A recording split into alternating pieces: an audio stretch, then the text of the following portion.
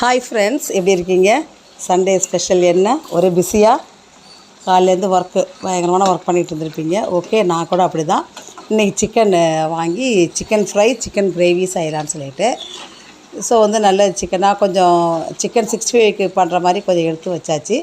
பாக்கி இந்த போனி சிக்கனு, அப்போ இந்த உள்ள பார்ட்ஸ், இந்த ஹார்ட்டு, இந்த அதாவது க்ராப் அதெல்லாம் இருக்கும் கோழியில். அதெல்லாம் செப்பரேட்டாக க்ளீன் பண்ணிவிட்டு மஞ்சள் பொடி போட்டு க்ளீன் பண்ணி எடுத்து வந்தாச்சு.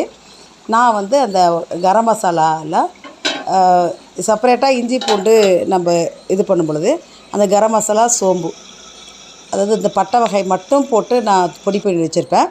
அதையும் போட்டுருவேன். போட்டு அரைச்சி அதை போட்டு எண்ணெயை போட்டு வதக்கிட்டு அதில் கழுவி வச்ச சிக்கனை போட்டு நல்லா சுறுசுறாக வதக்கின பிறகு கொஞ்சம் மிளகாத்தூள், தேவையான மிளகாத்தூள் போட்டு தண்ணி ஊற்றி வேக வச்சாச்சு. கொஞ்சமாக தண்ணி ஊற்றுவேன்.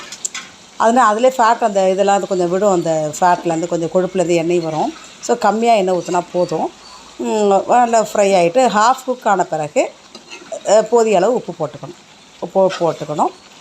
அப்புறம் கருவேப்பிலை, புதினா போட்டு நல்லா சுருள பரட்டி எடுக்க வேண்டியது தான். ஓகே, இது கொலாய்டுற ஸ்டேஜ்லேயே இருக்கும். இதை சாதத்தில் போட்டு பனைஞ்சி சாப்பிட்டுக்கலாம்.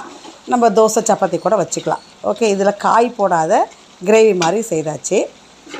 அந்த சைட் பை சைடு ஃபஸ்ட்டு எடுத்து வச்சல அந்த இதில் கொஞ்சோண்டு தயிர் போட்டு மசாலா பொருள்லாம் போட்டு கொஞ்சம் நேரம் ஊற வச்சுட்டு அதன் பிறகு 4 நாளாக எடுத்து போட்டு வறுத்து சிக்கன் 65 சைடில் ரெடி பண்ணிட்டேன். இது பாதி குக் ஆகிடுச்சிங்க. சால்ட்டு போட்டாச்சு. எல்லாம் ஃபுல்லாக வந்த பிறகு கொஞ்சம் எடுத்து வச்சாச்சு. சாப்பிட்ற அளவுக்கு ரெடி ஆகிடுச்சு இது.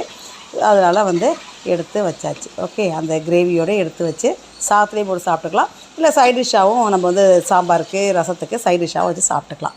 அவங்கவுங்க டேஸ்ட்டுக்கு தகுந்த மாதிரி, ஒரே மாதிரி டேஸ்ட்டாக இல்லாமல் கொஞ்சம் வெரைட்டியாக நம்ம சாப்பிட்டுக்கலாம். நான் கூட ஹாஸ்டலில் சேம் டைப் ஆஃப் ஃபுட்டு போட்டுவாங்க அப்படின்னு சொல்லுவாங்க. மெனு சேம் டைப்பாக இருக்கும் அப்படி சொல்லுவாங்க. அப்போ நான் கூட சொல்லுவேன் ஸ்டூடெண்ட்ஸ்ட்டு, இனியும் அதே எல்லாத்தையும் வைக்கணும் சாப்பிட்றேன்னு. வைக்கிறது எல்லாத்தையும் சாப்பிட்ணும் அவசியம் இல்லையே.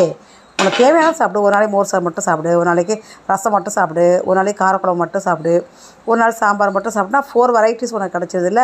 நீ நாளையுமே நாளையுமே ஒரே நாள் சாப்பிட்டா சேம் டைப் மாதிரி தெரியும் அப்படி சொல்லுவேன். ஸோ அதே மாதிரி இந்த கிரேவி நம்ம கிரேவியும் போட்டு பனைஞ்சி சாப்பிட்டுக்கலாம். இல்லை சைட் டிஷ்ஷாகவும் வச்சு சாப்பிட்டுக்கலாம். ஓகே, அப்போது அந்த சிக்கன் 65 இருக்குது. அப்போ கருவேப்பிலை, புதினா போட்டு நம்ம மல்லித்தலை போட்டு நம்ம இது பண்ணி வச்சுக்கிறோம். ஓகேயா?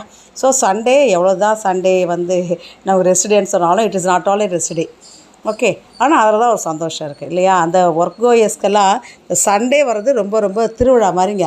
எல்லோரும் வீட்டில் இருந்து ஈக்குவலாக ஒர்க்கை ஷேர் பண்ணி பண்ணுறமோ பண்ணலையோ சமைச்சி மத்தியானம் எல்லோரும் உட்காந்து வீட்டில் உள்ளவங்க எல்லோரும் நம்ம குழந்தைங்க, ஹஸ்பண்ட் எல்லோரும் கூட உட்காந்து சாப்பிடும்பொழுது அதில் ஒரு ஹாப்பினஸ் இருக்க தானே செய்யுது. ஓகேயா? அதான் உண்மையான ஹாப்பினஸ்ஸு.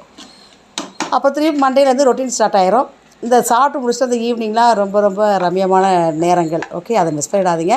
குழந்தைங்களோட வீட்டில் உள்ளவங்க எல்லோரும் கூடயும் சந்தோஷமாக என்ஜாய் பண்ணுங்கள். ஓகேயா? அதுதான் நம்ம நெக்ஸ்ட் வீக்குக்கு எனர்ஜியே. Thank you friends. Have a nice